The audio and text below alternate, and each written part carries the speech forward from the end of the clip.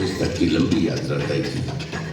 अशोक की व्यवहार कुशलता, उसकी बहादुरी और राज चलाने की उसकी नीति से तक्षशिलावासी पहले से ही परिचित थे। अशोक के तक्षशिला आगमन को वहां के लोगों ने बड़े उत्साह और खुले हृदय से लिया।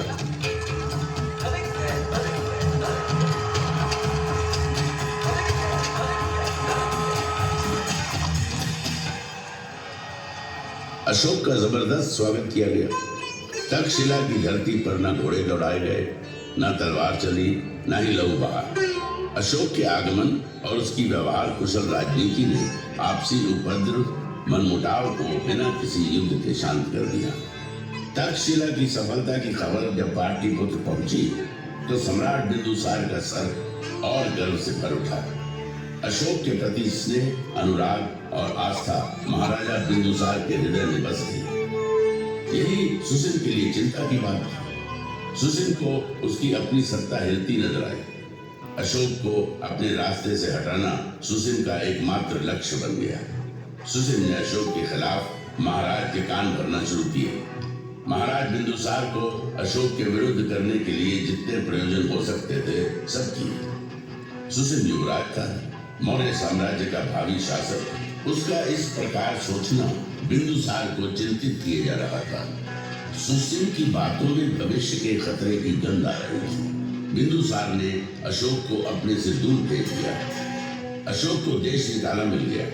क्रोध और घृणा से भरा अशोक अपने भाई सुसिन की योजना को भली भांति समझ चुका था। अपने हृदय में धड़कती ज्वाला को दबाए अशोक मौर्य साम्राज्य से बाहर निकल गया।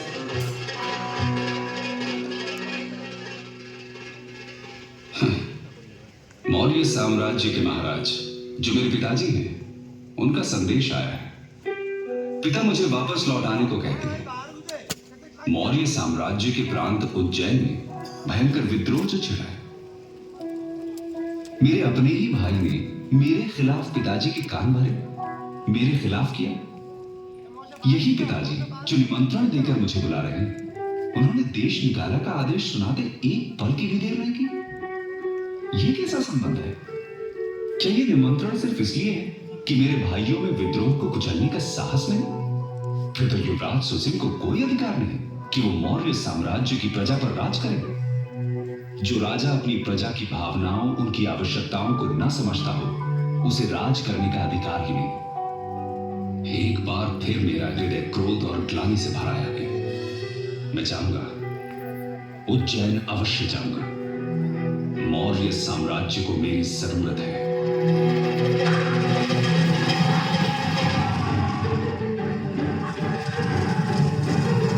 अशोक की जोरदार वापसी हुई। अपनी पूरी ताकत, हौसले और सैन्य बल के साथ उज्जैन के विद्रोह को कुचलने अशोक निकल पड़ा। उज्जैन में घमासान मचा। अशोक ने अपनी पूरी शक्ति लगाई। विद्रोह को पूरी तरह रौंद दिया गया। विद्रोही मारे गए। मौर्य साम्राज्य की हिलती नींव और गहरे धंसती चली गई। चेरी के इस संग्राम में अशोक को चोट आई। घायल अशोक के उपचार में वैद्य लगा दिए गए। इन्हीं में एक थी बौद्ध सन्यासिनी देवी। दिन रात अशोक की देखभाल में रखी थी। देवी के संपर्क ने अशोक का परिचय बौद्ध धर्म और विचार से कराया। धर्म का विचार अशोक के मन को छू गया था। देवी का अनुराग और उसका संपर्क उसे भाने लगा। आगे चलकर अशोक ने देवी के अनुराग और उसके प्रति अपने लगाव को वैवाहिक रूप में बदल दिया। अशोक उज्जैनी के प्रशासन में लगे थे। उधर पाटलिपुत्र में उनके पिता बिंदुसार बीमार मृत्यु शैया पर पड़े संघर्ष कर रहे थे। पिता पुत्र दोनों संघर्षरत थे। दोनों ओर संघर्ष था। संघर्ष था जीवन का। अशोक उज्जैनी के संघर्ष के विजयी योद्धा थे, लेकिन पिता बिंदुसार मृत्यु से अपने जीवन का संघर्ष करते हार गए। मृत्यु ने जीवन पर विजय प्राप्त की।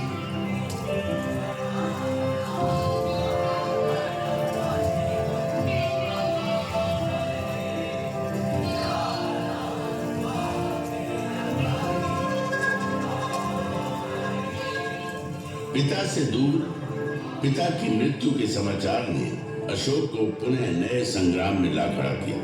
धूल के गुबार उठने लगे। मन में दुख कर्म का बवंडर सा उठ खड़ा हुआ। कई तरह के प्रश्न आपस में टकराने लगे। प्रश्न था आने वाले समय के मौर्य साम्राज्य के गौरव का। पिता नहीं रहे, मुझे पाटलिपुत्र लौट जाना होगा। पितामह चंद्रगुप्त और पिता बिंदुसार के विशाल मौर्य साम्राज्य के भविष्य पर पुनः अनिश्चय के बादल मंडराने लगे। मौर्य साम्राज्य का शासन अपने ज्येष्ठ भाई सुसिन के कमजोर हाथों में चला जाएगा। राजकाज से दूर मैं चला जाऊं घने अंधियारे जंगल। सुसिन के हाथों में मैं मौर्य साम्राज्य के विनाश को देख रहा हूं। काल, तूने मुझे पुनः मझधार में ला खड़ा किया। मेरा जीवन संघर्ष और उठा पटक का चक्र बंद रह गया है। इससे मुक्ति नहीं। अशोक को साम्राज्य के भविष्य की चिंता थी। कई तरह के प्रश्नों ने घेरा था। वे उसमें उलझते चले जा रहे थे। तभी राधा गुप्त के नेतृत्व में अशोक को चाहने वाले मंत्रियों की एक मंडली आई। राधा गुप्त अशोक को भावी सम्राट के रूप में देख रहे थे। मौर्य साम्राज्य का भविष्य तभी सुरक्षित था जब उसकी बागडोर अशोक जैसे कुशल प्रशासक के हाथ में हो। यदि संघर्ष ही मेरी नियति है तो मैं लड़ूंगा। पितामह चंद्रगुप्त के साम्राज्य की परिभाषा की रक्षा के लिए लड़ूंगा। ये संग्राम महान मौर्य साम्राज्य के गौरव की रक्षा का संग्राम है। जो भी इसके रास्ते में आएगा मारा जाएगा। मौर्य गौरव की रक्षा करना मेरा प्रथम कर्तव्य है। इसकी राह में मेरे भाई, मेरे संबंधी जो भी आते हैं आने दो। अपने हथियार उठाओ, खोलो घोड़े, जो भी सामने आता है खत्म कर दो उसे। बहने दो खून की नदियां। चलो पाटलिपुत्र की ओर।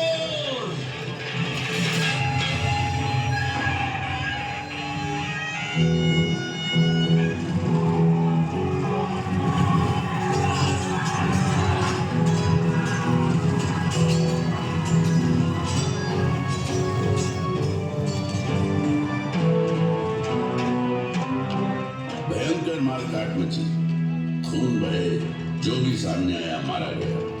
अशोक ने साम्राज्य की खातिर अपने सभी भाइयों का कत्ल कर दिया। सुसिन मारा गया। मौर्य साम्राज्य का गौरवशाली मुकुट अशोक ने अपने माथे पर धारण किया। जीवन संघर्ष ने अशोक के मोम जैसे हृदय को पत्थर सा बना दिया था। इस हृदय में दया नहीं थी। करुणा का कतरा कतरा सूख चुका था। पाटलिपुत्र की गद्दी पर बैठने के साथ ही अशोक ने साम्राज्य विस्तार के लिए एक के बाद एक कई लड़ाइयां लड़ी। युद्धों का ये सिलसिला लंबा चला। लेकिन एक प्रदेश अभी भी था जो अशोक की पहुंच से दूर था। वो प्रदेश था कलिंग प्रदेश। कलिंग अभी भी उसकी पहुंच से दूर था। कलिंग नरेश राजा अनंत चंद्रभान की जय। कलिंग नरेश राजा अनंत चंद्रभान की जय।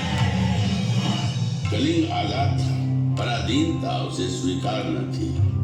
उत्तर भारत के समस्त राज्य अशोक के कब्जे में आ गए थे।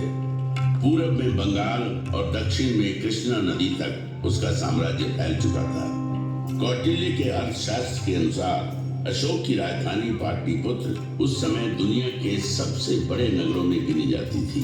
5 करोड़ से अधिक आबादी का सम्राट अशोक दुनिया के सबसे ताकतवर सम्राट के रूप में जाना जाने लगा। विजय जिसके माथे पर लिखी थी, जो अविजित था, अजय सिर्फ कलिंग का प्रदेश था जो उसके विजेता होने को चुनौती दे रहा था। कलिंग का इलाका जहां एक ओर स्थल मार्ग से जुड़ा था, वहीं दूसरी ओर सामुद्रिक मार्ग से भी। इसलिए राजनीतिक और सामरिक दृष्टि से वो महत्वपूर्ण बना हुआ था। दूरदर्शी अशोक दक्षिण भारत पर अपनी बेहतर पकड़ बनाने के लिए कलिंग को अपने अधिकार में करने के महत्व को भली भांति समझ रहे थे। मौर्य साम्राज्य को अभेद्य बनाना है तो समुद्री मार्ग को अपने कब्जे में करना होगा। सामुद्रिक मार्ग भविष्य में आफत डाल सकता है। कलिंग, हाँ, कलिंग को कब्जे में करना होगा। तत्कालीन विजय भूमार्ग और जलमार्ग